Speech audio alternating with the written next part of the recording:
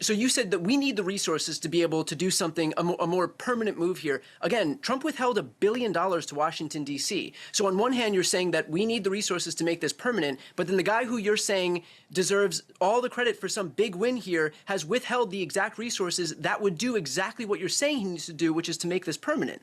So John, the question is, why didn't they use the money over the past few years to do what Trump is doing today? They don't have the applications, okay? Nobody wants to be a cop here when you're trying to defund the police and you're totally But you said defund the police, but it was Trump who defunded the police. It's Trump who's withholding that money.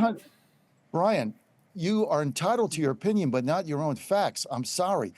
800 cops down. We don't have the applications. Nobody wants to be a cop here, whether you have the money or you don't. If they apply, we'll get the money, we'll hire them. They don't want to come here because of the policies of the left-wing radicals in Washington, D.C. Nobody wants to be a cop here. They were abused, they were spit on, everything else. Who are you just, when you say they were abused and spit on, it's not about the money. You want to make it about the money. It's about when you say they were abused. Hold on, John. Hold on. Brian, go ahead.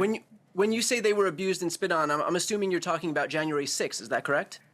Oh, come on, Brian. You know what? This is an old, tired argument. I'm talking about cops in D.C. during the riots, during COVID and everything else.